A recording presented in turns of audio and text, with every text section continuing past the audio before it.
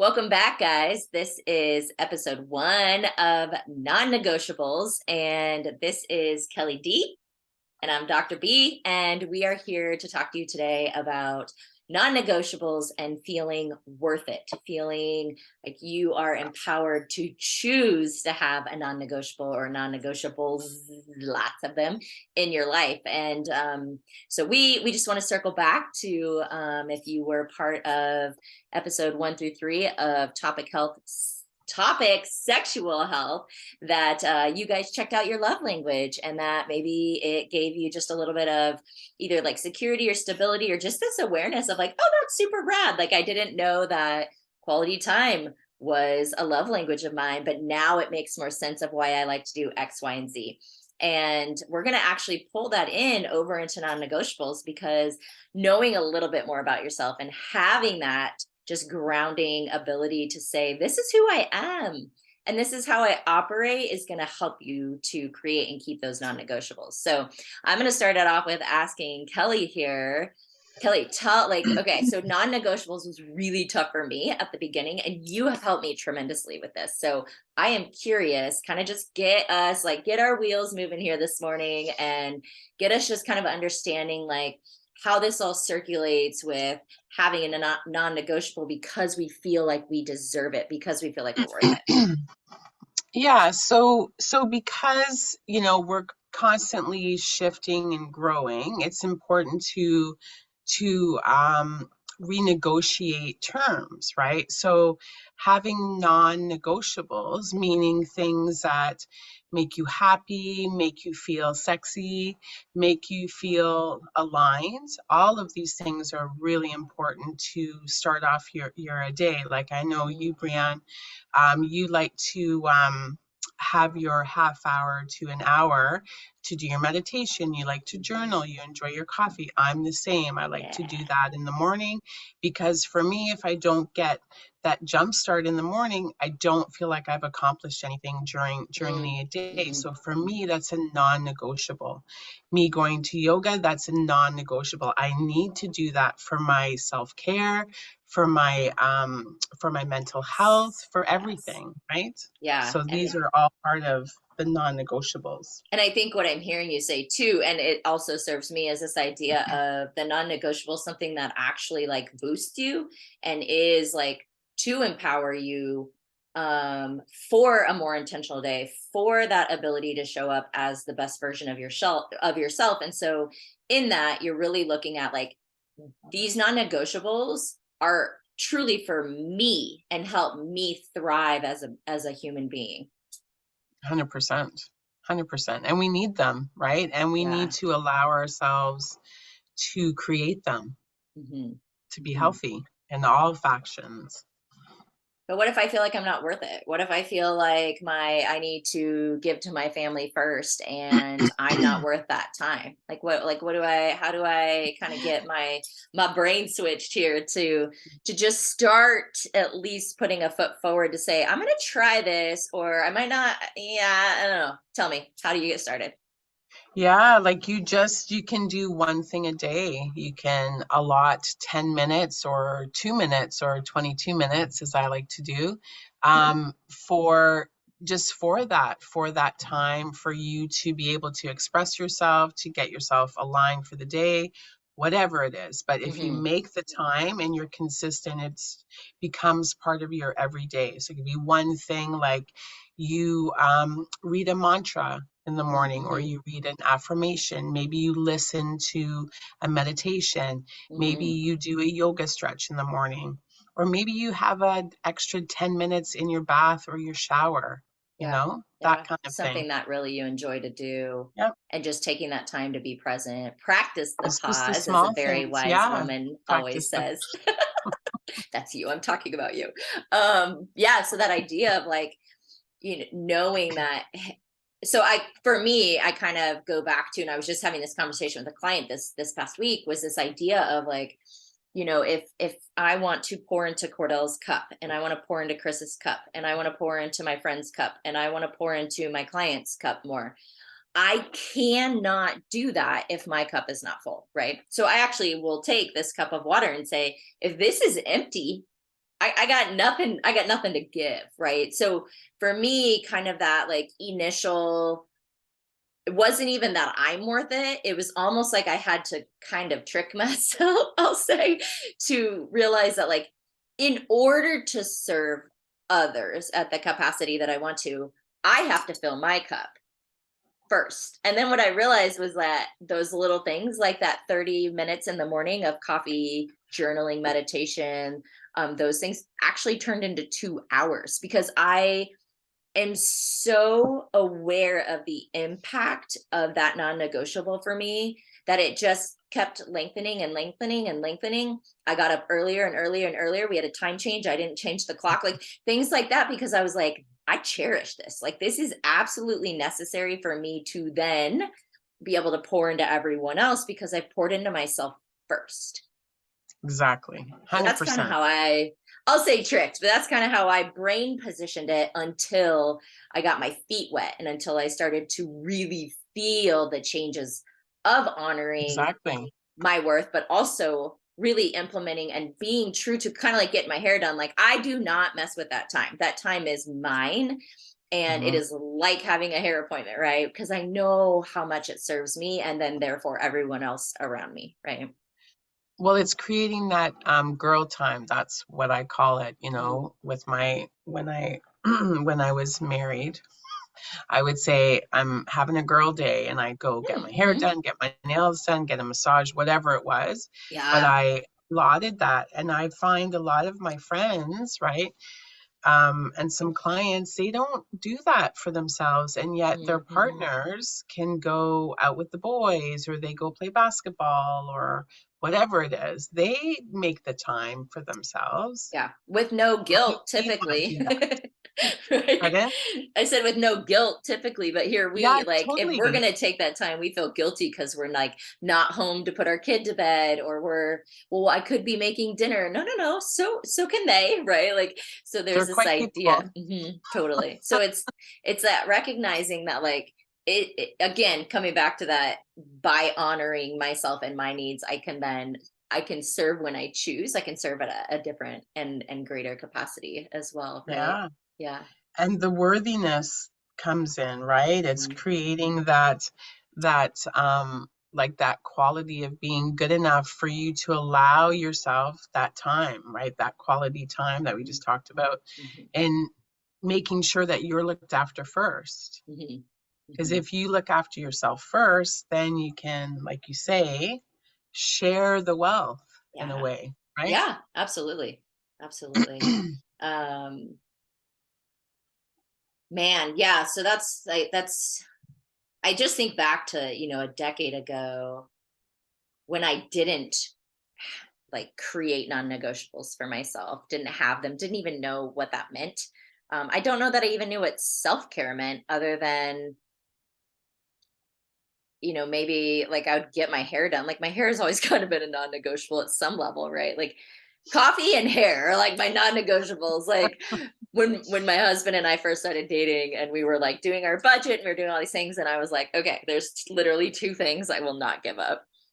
But I will literally give up everything else from like a financial, like, extravagant or just like an extra expenditure, but I will not give up getting my hair done and drinking coffee. So just know that that like probably won't change, right? But that it is Always. imperative, Yeah. because those are two things that like I really like to do for myself. And that coffee, I recognize, is more of like this habit. It sets the tone. It has this like moment, and I'm the only one in my house that drinks coffee, but it has this moment for me of, this is mine, this is my thing, and I'm Mm, going to take my warm or cold, depending on season, cup of coffee, and I'm going to sit and I'm just going to be present, and I'm going to spend this time very intentionally for myself so that the rest of the day I can show up in the way that I want to. love it. Love it. And that's how it should be. That's how Mhm. it should be, right? So Mhm. creating that commitment to self, which is the Yeah. next kind of segue, right? Is Mhm. committing to Yeah. what your needs are, what your desires are. So Mhm. even writing them down. Mhm. Like I've done every that on a morning, big whiteboard, right? yep. Mhm. Every morning I have my little pad and I have my coffee and I write down like my agenda for the day, right? Mm-hmm. Things that I want to accomplish. And then Yeah. I check them off because, well, I'm a nerd, but that's what I do. What happens But if one for doesn't me, get checked off? then I do it the next day. Okay. Okay. I just put it on to the next day because Yeah. like things happen during the day, right? Like you have Mm-hmm. no control over many Sure. things. So you just got to go with it. So it just Yeah. gets put off to the next day. I mean, sometimes I have like a list that's this long, which is Uh-huh. ridiculous, but there Yeah, you I go. think too. So I call it bookends. It's where like the beginning of my day looks a certain way and I know what it looks like. That's getting up at the time when my alarm goes off, getting my coffee, doing my meditation, journaling, and all the things. And then the evening at a certain time, it's like that alarm goes off and that last leg of the evening has intention to it too. It's different each Hmm. night just because we are very adamant about date nights in our house. And so I date my Yeah. husband 3 nights a week and I date my son 2 nights a week. And then there's 2 nights where I date myself. And so at that moment when that timer kind of shifts, if you will, that last leg is my time or it's my time to intentionally spend with them. But it's still like bookending that day because I think the thing to pull out there is like during the day, things can change. What if my kid ends up in the nurse's office and not feeling well and I have to go pick him up, right? So there can be Exactly. these shifts throughout the day, but if I can book in, then it gives me a foundation that feels really good. Put up your coffee mug. Shift happens. Shift happens and therefore I bookend, right? But I know that I'm worth it. I love it. I know that I'm worth it. And I think that's where we kind of come back on this episode is that idea of, or that knowing of, that even if it's 8 minutes, you are worth it. And then you'll build from there. But I am curious on that, Kelly, if you could share with us why 22 for you? Well, because it takes that habit, right? So whether it's 22 days or 22 minutes, Mm, that's something that creates a habit, and it's been scientifically proven that mm, if you do something for more than 21 days, then the habit has been created. It's part of your routine. So I just came up with 22 minutes, 22 days, that 22 kind just kind of of that last day, that 22nd day just really locks it thing. in because you've gone beyond that 21. Exactly. So that habit And it's an creating. angel number for Well, abundance. I was gonna go there and be like, okay, what does a double two represent? And curious, and I'd have to look it up because I don't have them memorized. But Yeah, I mean it's abundant. Like I try to intertwine as much as I possibly can in my life and in my business, right? hmm That uh kind of calibrates a hmm vibration hmm hmm of energy, of different types of energy, right? So the yeah, 22 days is something that I have as a mantra.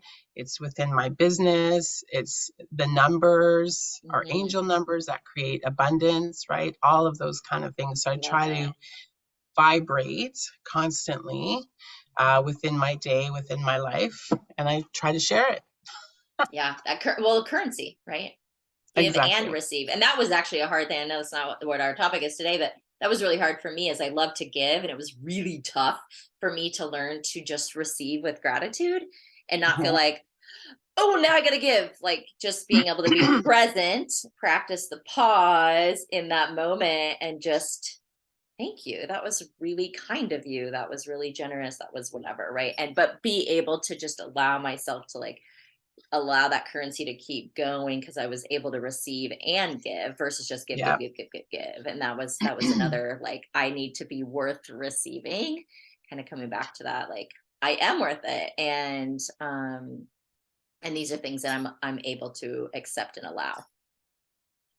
Yeah, and that's the thing too, is that we as a society, right, we're always taught to give, give, give, and we all find it difficult to receive. But in actuality, creating that natural ebb and flow to give and receive keeps that abundance coming constantly.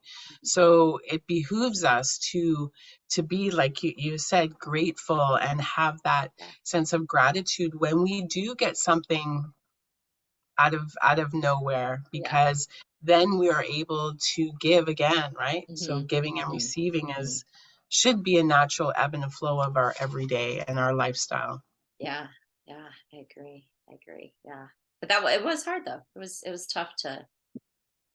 So kind of like the non-negotiables, it was kind of tough to just find my footing in that. But that's where I think that momentum, whether it's 22 minutes, like Kelly's saying, or like when I have a client that wants to start exercising or doing something else, like just show up for 8 minutes. Because more often than not, you show up for 8 minutes and you have like a time on it. At the end of that 8 minutes, all the endorphins are running. You're feeling really good, and you're like, okay, I'm in. Like I'm already in. I'm feeling great now that I've like created that shift. Right? Shift happens, Exactly. guys. Ding, So we ding. can sometimes we can't choose a shift and sometimes we can.